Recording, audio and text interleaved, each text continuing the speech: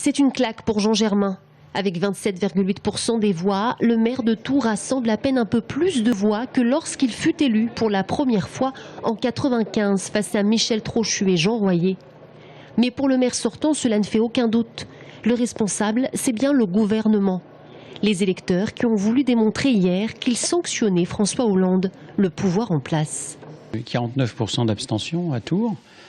Un certain nombre de personnes ont voulu manifester leur mécontentement, il ne faut pas le cacher, pas forcément vis-à-vis de l'action municipale, mais de l'action gouvernementale. Pour le deuxième tour, je pense que voilà, on va aller rechercher les gens qui se sont abstenus, leur dire qu'il ne faut pas arrêter de faire ce qui se faisait à Tours, qu'il y a des choses encore à faire ensemble.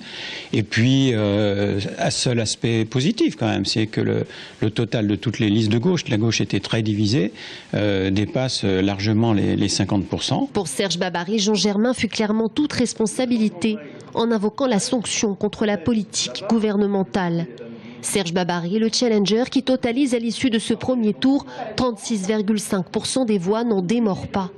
Les Tourangeaux ont clairement rejeté la personnalité du maire sortant et non sa couleur politique. Quand les citoyens se sentent méprisés, alors on dit non, il exagère, Babary, oh là là, mais qu'est-ce que c'est que ces termes-là? Non, c'était ça. On est méprisé. Vous savez, ils le ressentent comme ça quand on les croise sans les saluer. Quand on les écoute pas, quand on leur tend la main sans les regarder, c'est épouvantable. On n'a pas le droit de faire ça avec des gens qui sont simples, des gens qui vous font confiance. Serge Babary qui aujourd'hui appelle les électeurs du Front National à rejoindre les rangs de la droite et du centre. Gilles Godefroy, le candidat qui parlait peu ou pas durant cette campagne, se maintient au second tour avec 12,93% des voix. Une percée du FN qui confirme la tendance sur le reste de la France. Une progression surprenante qui redistribue clairement les cartes à l'issue de ce premier tour inédit. Nous représentons quand même un certain espoir pour une population qui n'en avait plus beaucoup. Il y a un système Jean Germain qui est en train de s'effondrer actuellement.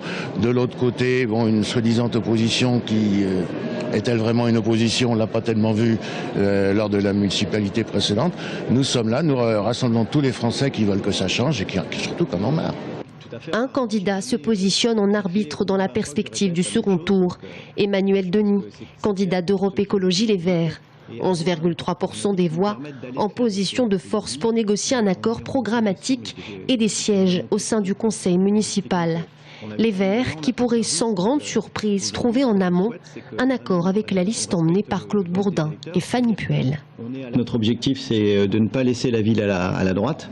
Donc là, forcément, effectivement, comme le dit Arnaud, il y a une espèce de recomposition au sein de la gauche. Donc c'est assez intéressant. Moi, je trouve que c'est plutôt une bonne chose, c'est plutôt assez sain.